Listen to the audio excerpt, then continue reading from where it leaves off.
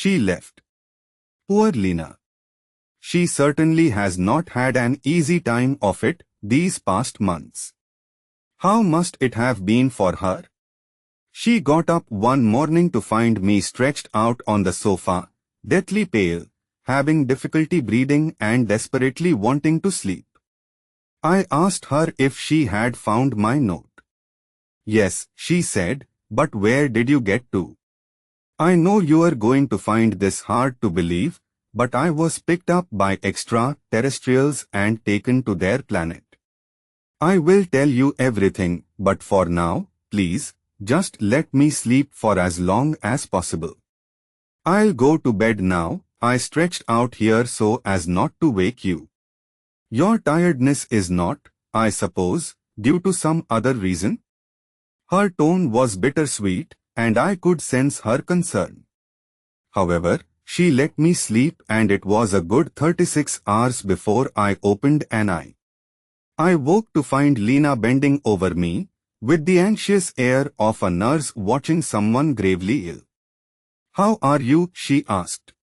I very nearly called the doctor. I haven't known you to sleep for so long without once stirring, and yet you were dreaming and calling out in your sleep. Who is the Urki or Aki you mentioned? And Thao? Are you going to tell me? I smiled at her and kissed her. I'm going to tell you everything. It occurred to me then that thousands of husbands and wives must say that very same sentence, having no intention whatsoever of explaining everything.